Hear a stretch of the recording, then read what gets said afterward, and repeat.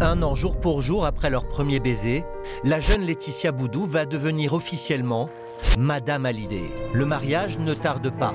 Seulement 1 an après leur rencontre, ils se disent oui à la mairie de Neuilly, le 25 mars 1996. Laetitia est radieuse.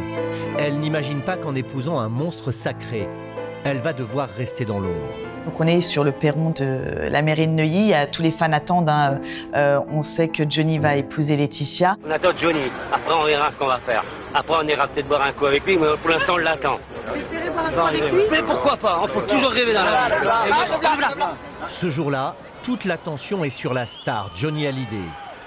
Sa 5e épouse, Laetitia, passe presque inaperçue. Le couple est assez improbable, donc lui a 53 ans. Johnny, avec ses cheveux voilà, un peu à la Rahan, avec ses fausses mèches blondes. Vous savez, c'est un peu La Belle et la Bête, quoi. Et puis, encore une fois, cette jeune fille qui est là et qui, elle aussi, est habillée, apprêtée, dans un petit ensemble très serré, très classique. Laetitia apparaît presque en retrait.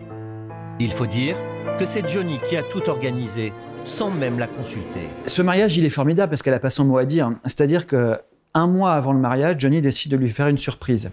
Il lui dit « Dans 1 mois, on se marie ». C'est quand même... Donc, c'est même pas tu veux ou tu veux pas, c'est non, dans 1 mois, on se marie, et voilà. C'est Johnny qui a choisi son tailleur, tout comme c'est lui qui a fait la liste des invités. Chose incroyable, Johnny n'a convié aucun ami de Laetitia au mariage. Un mariage un peu expéditif. Oui, on n'est pas du tout sur un gros mariage, on n'est pas du tout sur le côté folklore et grandiloquent du mariage Johnny-Adeline. Il y a assez peu de monde et ça va être réglé en 15 minutes. Un mariage à la va-vite, d'ailleurs il est en tournée, donc il reprend un avion le soir même pour être en concert. Le mariage n'a pas beaucoup d'importance pour lui. Puis lui, il préfère faire la fête et refaire le monde en buvant des coups jusqu'à 4h du matin, plutôt que de s'occuper d'une gonzesse qui va le faire chier en lui demandant d'avoir des enfants. En regardant ces images, on peut se demander si Laetitia, ce jour-là, a réellement conscience du fossé qui existe entre elle et l'homme qu'elle épouse. Monsieur Jean-Philippe Smet, consentez-vous à prendre pour épouse? La jeune femme semble complètement dépassée par ce qui lui arrive. Et vous, mademoiselle Laetitia Marie-Christine Boudou, consentez-vous à prendre pour époux monsieur Jean-Philippe Smet, ici présent? C'est un peu sourd, mais c'est suffisant. Eh bien, c'est pas fini. Non. Et Nicolas Sarkozy, d'ailleurs, se moque un peu d'elle à ce sujet.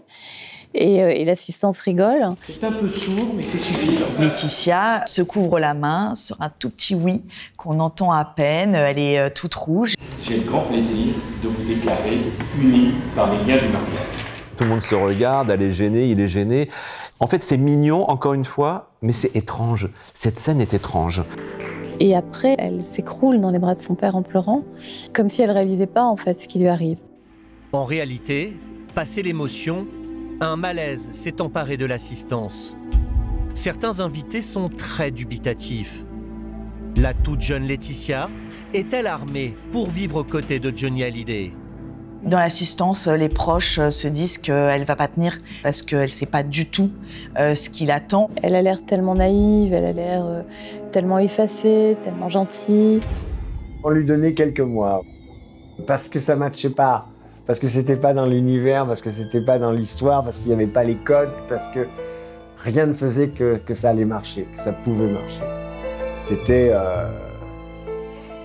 Waouh, on s'est dit, la gamine, qu'est-ce qu'elle va prendre, quoi.